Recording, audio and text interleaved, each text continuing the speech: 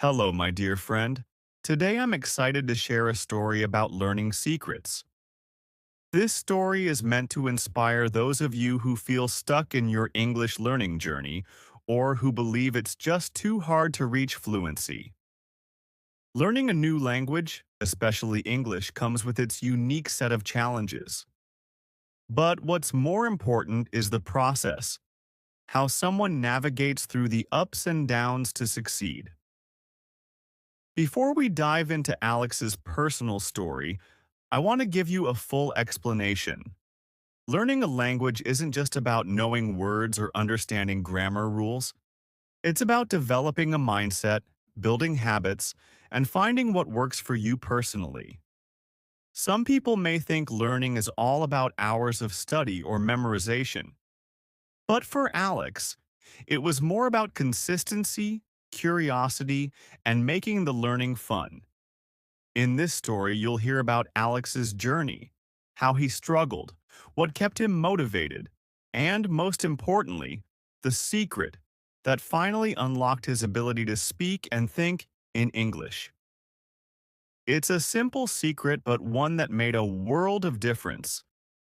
His story will show you that learning English is not just about sitting in front of books. It's about experiencing the language in a way that sticks with you forever. Now, let's get into the story of how Alex found his way to success. Hi, my name is Alex, and today I'm sharing my struggle to learn English. For the longest time, I thought it was impossible for me to speak fluently, to understand fast conversations, or even to watch movies without subtitles. But I did it. And guess what? It wasn't because I spent hours and hours cramming vocabulary lists or repeating grammar rules. No, it was something else. A learning secret that changed everything for me. I wasn't always bad at English, but I wasn't great either. In school, I passed my exams and did my homework, but something was missing. Every time I tried to speak, I froze. I felt like the words were stuck somewhere between my brain and my mouth. And you know that feeling when you understand what someone is saying, but your mind just won't form a response quickly enough? That was me all the time. So I started asking myself, what's wrong with me? Why can't I speak when I know the words? I'll never forget the moment that kicked off my journey. I was watching a movie, one of those action-packed ones with fast dialogue, and I realized I was completely lost. I couldn't follow the conversations and I felt so frustrated. That night, I made a decision. I had to change something, and I was determined to find out what. At first, I tried the usual methods: flashcards, online courses, apps. They were okay, but I still felt stuck. It was like I could remember a ton of words, but when it came to actually using them, my brain froze up, and I couldn't understand why. Then, one day, I had an idea. I thought, why don't I stop thinking of English as something I study and start thinking of it as something I live? Sounds weird, right? But that's where my secret began. I realized that I had to make English a part of my daily life, not just a subject in school or a task on my to-do list. Instead of treating English like homework, I started treating it like an adventure. I'll explain how it worked for me. I started with my daily routine.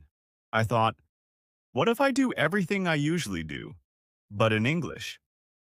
So, when I woke up in the morning, instead of scrolling through my social media in my native language, I switched everything to English. My phone settings, my apps, everything.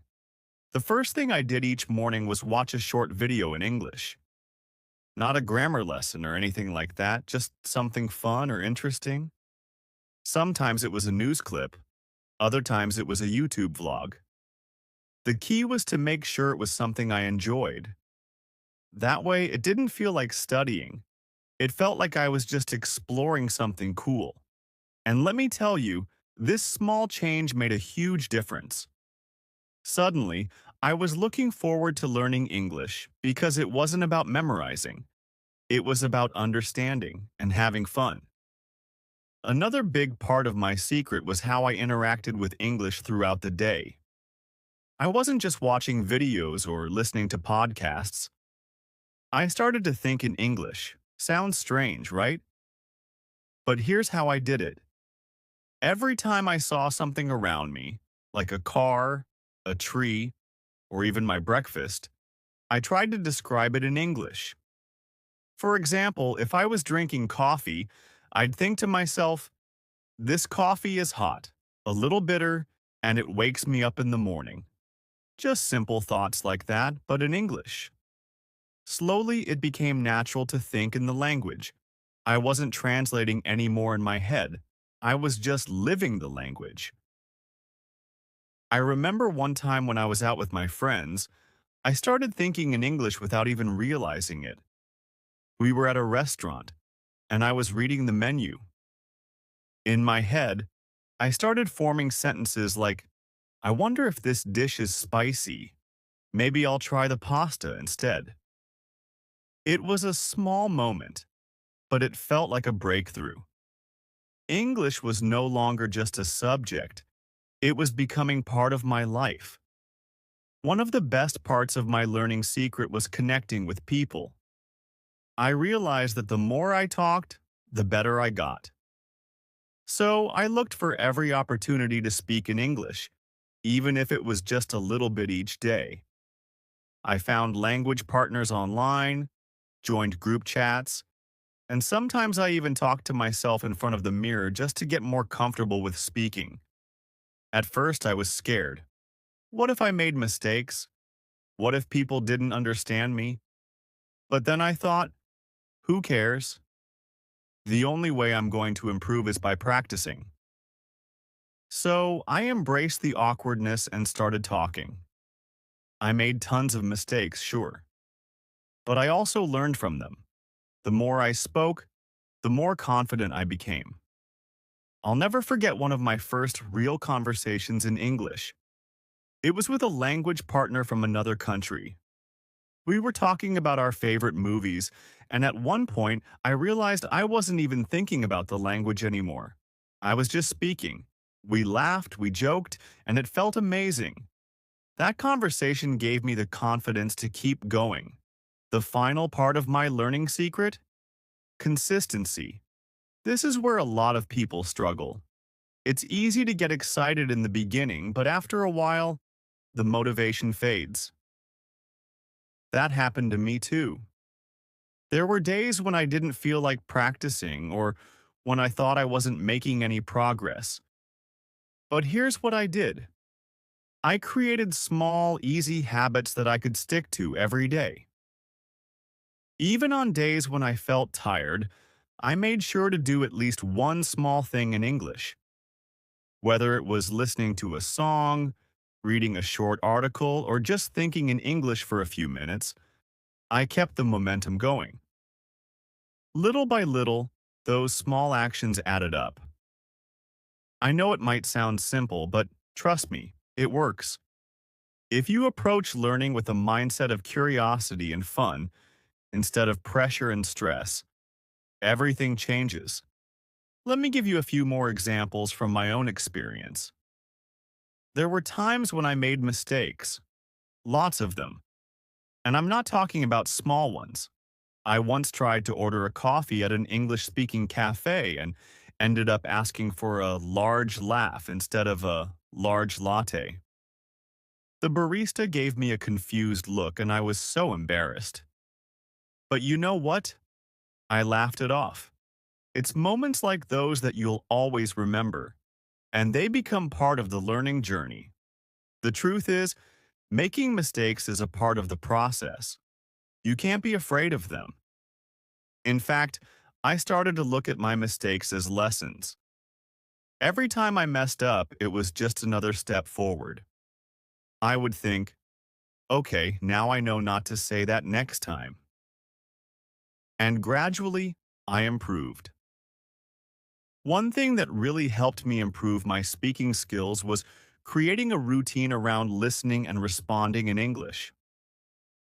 I started listening to English podcasts during my daily commute. Whether I was on the bus or walking, I'd have my headphones in, soaking in the language. The key was to find podcasts that were interesting to me, ones about travel, technology, or just funny stories. While I listened, I would pause and repeat what the speakers were saying. At first, it was hard.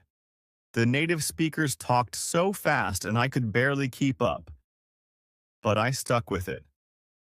Little by little, I started to understand more, and I could repeat entire sentences without stopping. Eventually, I didn't need to pause at all. I was able to respond in my head as if I was part of the conversation. Sometimes I'd even imagine that I was having an actual conversation with the people in the podcast. I'd think of how I'd respond if I were talking to them face to face. It sounds silly, but it worked. It helped me practice thinking and speaking in real time, which made me more confident when I spoke to real people.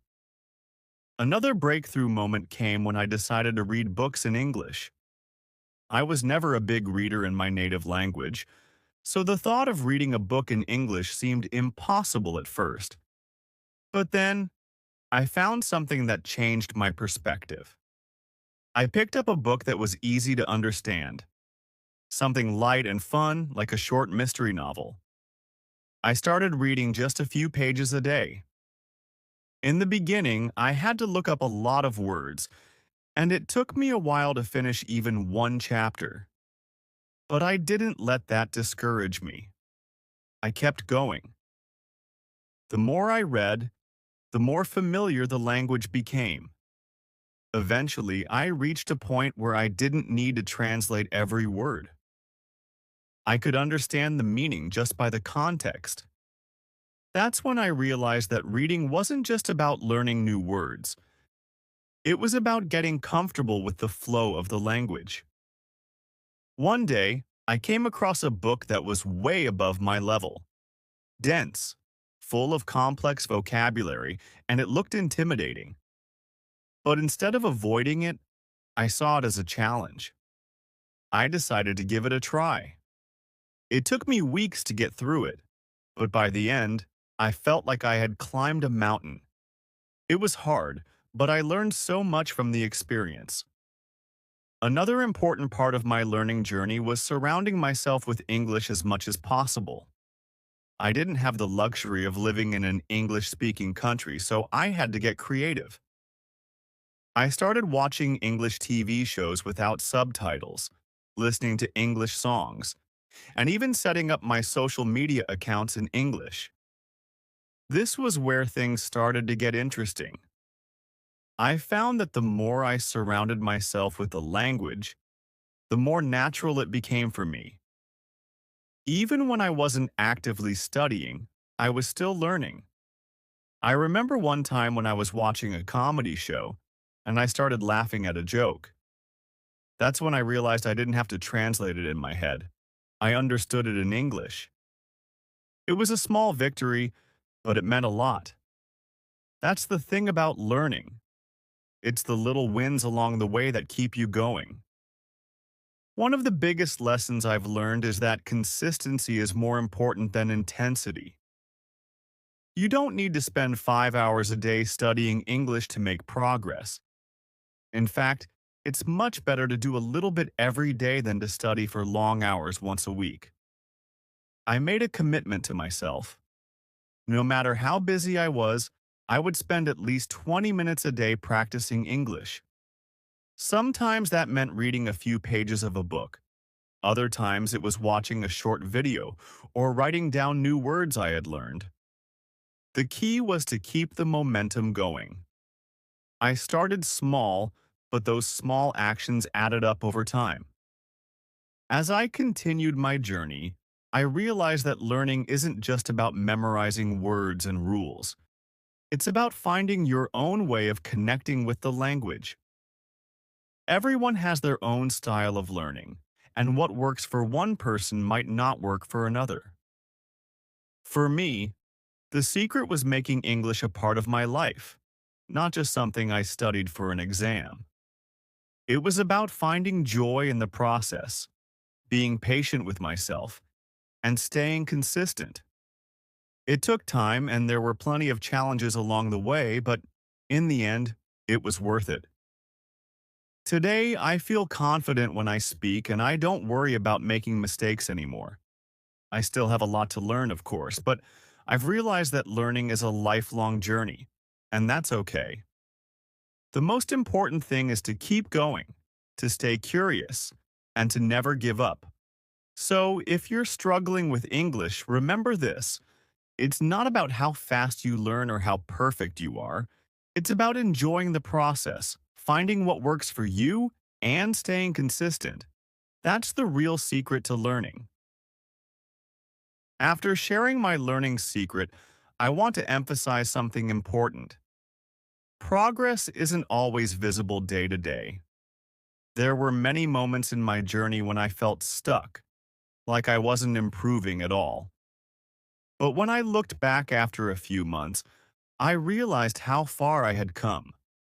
One of those moments happened when I decided to test myself in a real-world situation.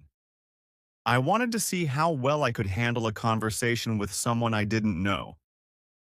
So, I went to a cafe where I knew the barista spoke English, and I challenged myself to order entirely in English. I was nervous, my palms were sweaty, but I was determined to give it a try. When it was my turn, I walked up to the counter and said, "Hi, I'd like a cappuccino, please." It was simple, but it felt like such a big step for me. The barista asked, "Would you like any sugar with that?" Without missing a beat, I replied, "No, thank you." And that was it. I ordered my coffee in English, and it felt so natural. As I sat down with my cappuccino, I realized something important. Just a few months earlier, that same situation would have terrified me. I would have been too afraid of making a mistake or not understanding the barista's questions. But now I felt confident enough to not only speak, but to engage in a casual, everyday conversation. It was a small victory, but those are the moments that matter. Every little step you take, every time you use English in a real situation, you're making progress. It's not about being perfect. It's about trying, learning from your mistakes, and moving forward. Speaking of mistakes, I've made plenty along the way, but instead of seeing them as failures, I started viewing them as opportunities to grow. I remember one time I was talking to a friend who was a native English speaker, and I kept mixing up borrow and lend. I said something like, "Can you borrow me your pen?" My friend smiled and said, "You mean lend you my pen, right?" At first, I felt a little embarrassed, but then I thought, great, now I know the difference. Instead of dwelling on the mistake, I learned from it. And that's the attitude I've tried to maintain throughout my journey. Mistakes are just part of the process, and the more you make, the more you learn. One thing that helped me a lot was keeping a journal. Every day, I would write down new words I learned, phrases I heard, and even some of the mistakes I made. I didn't write long entries, just quick notes to remind myself of what I'd learned that day. Over time, my journal became a record of my progress.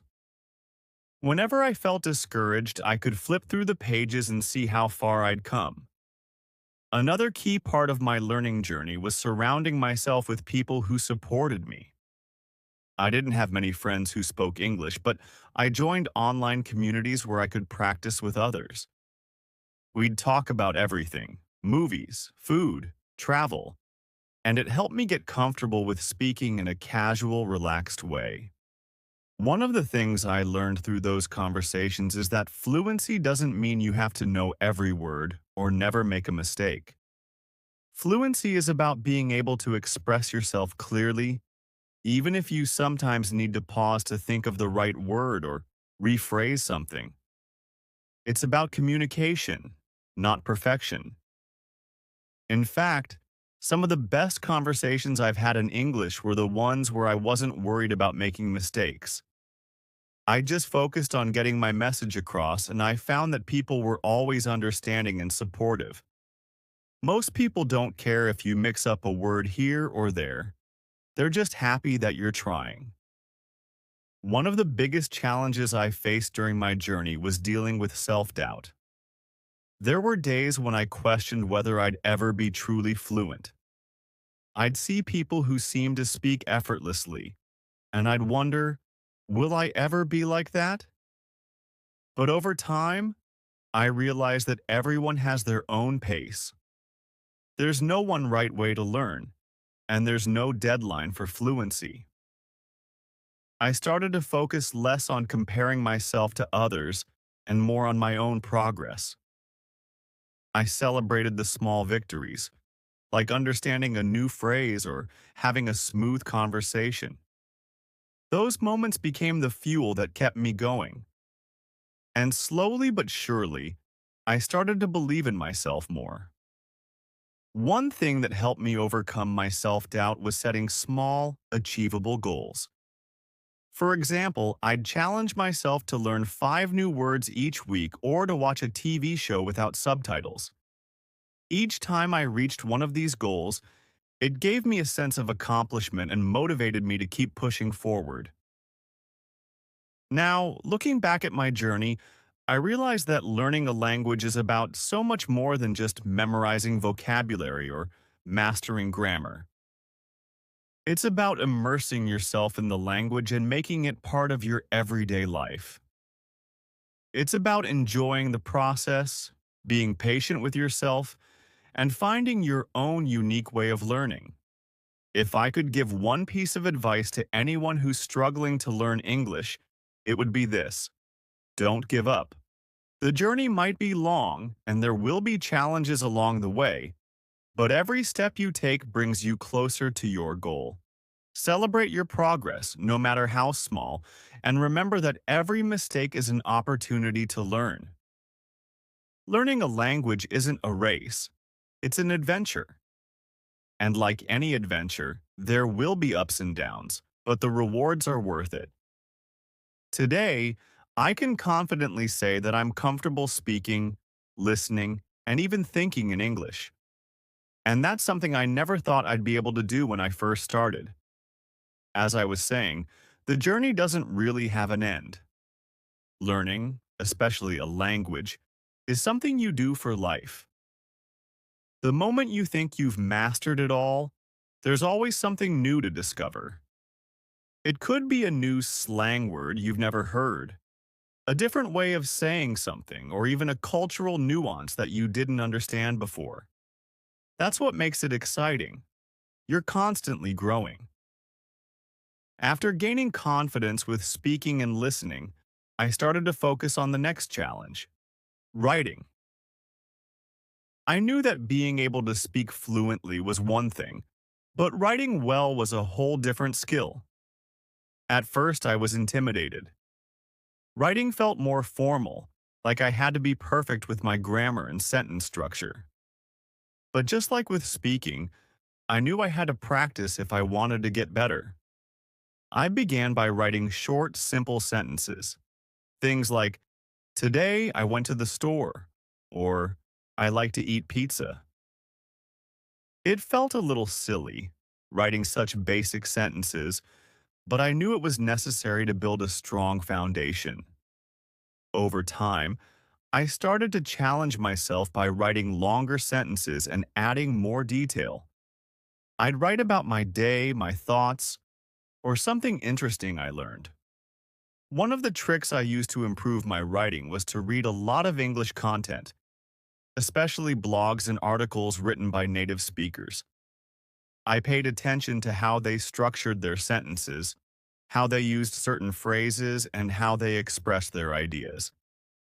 Then, I'd try to mimic that style in my own writing. And just like with speaking, I wasn't afraid to make mistakes. I'd write something, and then I'd go back and check for errors. Sometimes I'd miss things, but that was okay. I found that the more I practiced, the more natural writing became.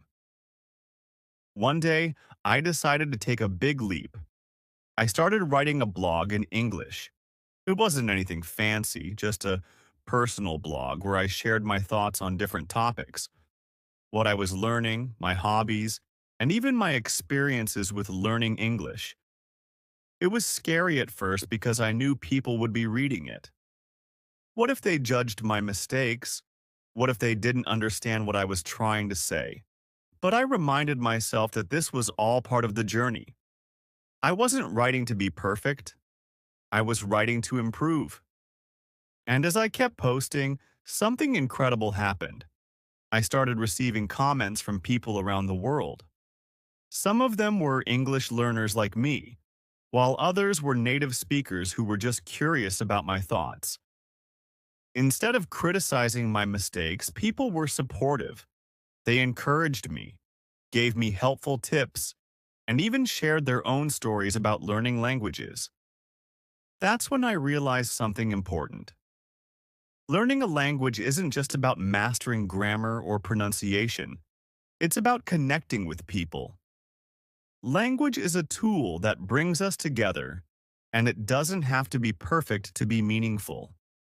As my writing improved, I started to tackle more complex topics.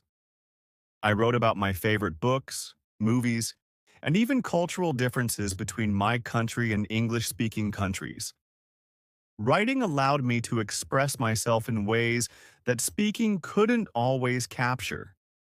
I found that I could take my time to think about what I wanted to say and choose the right words to convey my thoughts. It wasn't just about learning new words or grammar rules, it was about learning how to express my ideas in a way that felt authentic. That's something that takes time, but it's one of the most rewarding parts of learning a new language. You're not just memorizing phrases. You're learning how to communicate your unique perspective with the world. One thing that really pushed me to keep improving was setting new challenges for myself. After starting my blog, I set a goal to write one post every week. Some weeks, I didn't feel like writing at all, but I forced myself to sit down and do it anyway. Even if the post wasn't perfect, I knew that every time I wrote something, I was getting better. Another challenge I set for myself was to participate in online discussions. I joined forums where people talked about topics I was interested in, things like technology, travel, and self-improvement. At first, I was hesitant to jump in because I didn't want to say something wrong or be misunderstood. But then I thought back to my experiences with speaking and reminded myself that the only way to improve was by practicing. So I started posting comments, sharing my thoughts, and asking questions. And just like with my blog, people were supportive. Sure, I made mistakes here and there, but I learned from them. More importantly, I was building confidence. Each time I joined a discussion, I felt a little more comfortable expressing myself. One of the greatest lessons I've learned from all of this is the importance of consistency. Whether it's speaking, writing, listening, or reading, the key is to keep at it, even when it feels difficult. It's easy to get discouraged when you don't see immediate results, but progress takes time. I didn't become fluent overnight. It took years of practice, mistakes, and small victories along the way. It's kind of like working out. You don't see the changes after just one day at the gym, but if you stick with it, you'll start to notice improvements over time. The same goes for learning English. If you practice a little bit every day, even if it's just for 10 or 15 minutes, you'll start to see progress. The important thing is to keep going, no matter what.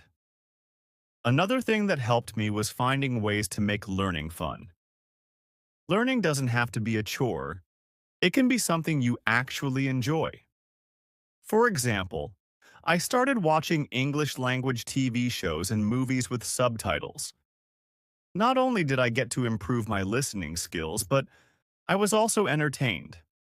I'd watch comedies, action movies, documentaries, anything that interested me. It didn't feel like studying, but I was still learning. I also started playing video games in English. This might sound surprising, but games are a great way to practice language skills. Many games require you to read instructions, follow dialogues, or interact with other players in English. It was a fun and interactive way to immerse myself in the language without feeling like I was studying. One of the most valuable things I learned throughout this journey is the importance of having a growth mindset. What I mean by that is believing that you can always improve, no matter where you start. I used to think that being fluent in English was an impossible goal, something only a few people could achieve. But once I adopted a growth mindset, everything changed. Instead of thinking, I'll never be good at this, I started thinking, I'm getting better every day. Instead of focusing on my weaknesses, I celebrated my progress. And that shift in mindset made all the difference. It gave me the motivation to keep going, even when things got tough. To this day, I'm still learning. There are always new things to discover, new words to learn, and new ways to challenge myself. But that's what makes the journey exciting. It's not about reaching a final destination. It's about constantly growing, improving, and enjoying the process. So, my friend, if you're on your own language learning journey, I hope you'll take my story to heart. Remember that learning isn't a straight path. There will be ups and downs, moments of frustration, and moments of triumph. But as long as you keep going, you'll get there. And one last thing, don't forget to have fun along the way. Learning a language is an incredible adventure, and the more you enjoy it, the easier it becomes. Keep exploring, keep trying new things, and most importantly, keep believing in yourself. You've got this. And who knows, maybe one day, you'll be the one sharing your story with someone else who's just starting their own journey. As time passed, my confidence grew, and English started becoming less of a struggle and more of a natural part of my everyday life. I reached a point where I didn't have to think so much about the words before saying them.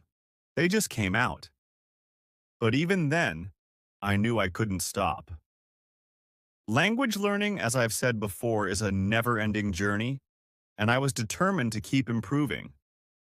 One of the next challenges I set for myself was to engage in longer, more complex conversations. It's one thing to order a coffee or have a brief chat with someone, but it's a whole other thing to discuss deeper topics like philosophy, current events, or personal opinions. I wanted to reach the point where I could not only understand complex ideas, but also express my own thoughts clearly. I remember one day when I was hanging out with a friend who happened to be a native English speaker.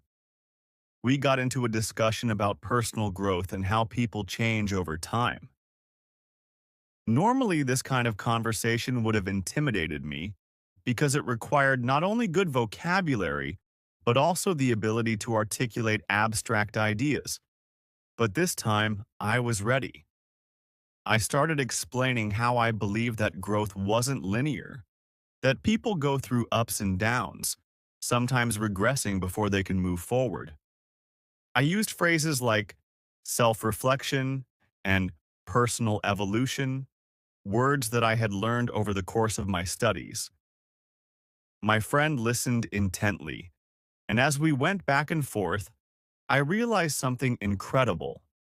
I wasn't translating in my head anymore. I was thinking in English, forming my ideas directly in the language, without the middle step of translating from my native language. That moment felt like a breakthrough. I wasn't just speaking English anymore, I was using it to think, to explore ideas, and to connect with people on a deeper level. It was an amazing feeling. Of course, that didn't mean I stopped making mistakes. Far from it. Even during that conversation, there were a few times when I got stuck or couldn't find the right word. But by then, I had learned how to handle those moments. Instead of panicking, I'd just pause, think for a second, and either find a simpler way to say what I meant or ask for help. In fact, one of the most valuable lessons I've learned is that it's okay to ask for help. There's no shame in admitting you don't know something. If I didn't understand a word or phrase, I'd ask my friend to explain it to me. And if I couldn't find the right way to express myself, I'd ask them to help me rephrase it. More often than not, people are happy to help, and I found that those moments of vulnerability actually made our conversations stronger. I also started paying closer attention to cultural nuances, which is another important part of learning a language. It's not just about knowing the words and grammar, it's about understanding how people use the language in different contexts. For example, I noticed that English speakers often use idioms and expressions that don't make literal sense but are full of meaning. I remember the first time I heard the phrase, spill the beans. At first, I was confused. What do beans have to do with anything? But then, my friend explained that it means to reveal a secret. These little phrases add color to the language, and understanding them makes conversations feel more natural and fluent. Over time, I started using idioms and expressions myself.